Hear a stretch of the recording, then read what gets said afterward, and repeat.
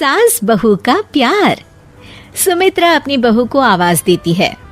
अरे बहू, देख मेरा भाई आया है, जरा उसके लिए चाय नाश्ता तो लेती आ। क्या दीदी, चाय नाश्ते से क्या होगा, खाना मंगाओ खाना। अच्छा ठीक है, मंगाती हूँ। तभी सुमित्रा की बहू तारा हाथ में पर्स लिए बाहर आती है। मम्मी जी, मैं मार्केट जा रही हूँ, मेरी सहेलियाँ बाहर मेरा इंतजार कर रही हैं। मामा जी को खाना आप दे दीजिएगा, मुझे ना देर हो रही है। और सुमित्रा वहाँ से चली जाती है। ये देख कल्लू लाल सुमित्रा से कहता है, ये क्या दीदी, तुम्हारी बहू तो बहुत अकड़ू है। कोई बहू अपनी सास से ऐसे बात करती है क्या? ये अगर अपने गांव में होती ना तो अपनी माँ इसे 2 मिनट में सीधी कर देती। तुम कहो तो मैं अभी माँ को फोन करके बुला लेता हूँ। अरे नहीं नहीं कल्लू, पहले का जमाना और था, अब जमाना बदल गया है। हमें बहू को अपनी बेटी की तरह रखना चाहिए। और वैसे भी ये किस किताब में लिखा है कि शादी के बाद लड़की की आजादी छीनकर उसे 4 दीवारी में कैद कर दो? उसे भी अपनी मर्जी से जीने देना चाहिए। अरे इसी का नाम जिंदगी है। ये सब छोड़, तू खाना खा। हाँ हाँ दीदी, बड़ी जोरों की भूख लगी है। अगले दिन, ये देखिए मम्मी जी, कल मैं मार्केट से अपने लिए साड़ी लेकर आई हूँ। मैं आपके लिए भी साड़ी ले रही थी, लेकिन मुझे कोई साड़ी पसंद ही नहीं आई। अच्छा, मैं ऑफिस के लिए निकल रही हूँ, मुझे देर हो रही है। ये कहकर तारा वहाँ से चली जाती है। तारा के जाती ही अरे दीदी, तुम्हारी बहू तो दिन दहाड़े तुमसे झूठ भी बोलती है। सिर्फ अपने लिए साड़ी लेकर आई है। क्या बाजार की दूसरी सभी दुकानें बंद हो गई थी? देखो तो कैसा बहाना करके चली गई। राम कसम दीदी, देख लेना, ऐसी बहुएं ज्यादा दिन अपनी सास से निभा नहीं पाती। ये तो तुम्हें घर से निकाल कर रहेगी दीदी। अरे तू कुछ ज्यादा ही चिंता कर रहा है मेरी। ऐसी कोई बात नहीं है, मेरी बहू मेरा बहुत ख्याल रखती है। सुमित्रा अपने कमरे में चली जाती है। अरे 2 दिन हो गए इस घर में, लेकिन कुछ मजा नहीं आ रहा।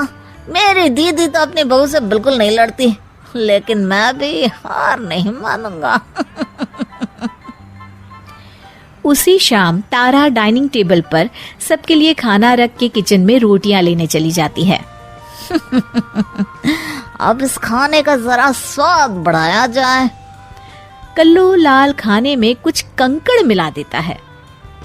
अब इस खाने को खा के मेरी दीदी अपनी बहू की अच्छी खबर लेगी और मुझे आज सास बहू के झगड़े का लाइव एपिसोड देखने को मिलेगा। थोड़ी देर के बाद घर के सभी लोग खाना खाने लगते हैं। ओह, मेरे खाने में कंकड़ आ गया। अरे बहू, आज तुमने कैसा खाना बनाया है? पता नहीं पापा जी, मैंने तो रोज की तरह ही खाना बनाया है। पता नहीं आज क्या हो गया। अरे कोई बात नहीं बहू, अब तू जानबूझकर ऐसा खाना तो बनाएगी नहीं। मैं तो कहती हूँ इसी बहाने आज बाहर से खाना मंगवा लेते हैं। बहू, क्या कहते हैं उसे जो घर खाना पहुँचाते हैं? जुर्माटो? जुर्माटो नहीं मम्मी जी, जोमेटो। मैं अभी खाना ऑर्डर कर देती हूँ। अपनी दाल गलती ना देख कल्लू लाल का चेहरा लटक जाता है। अगले दिन गैस पर चाय चढ़ाकर तारा अपने कमरे में जाती है। तभी कल्लू लाल चाय में नमक डालने लगता है।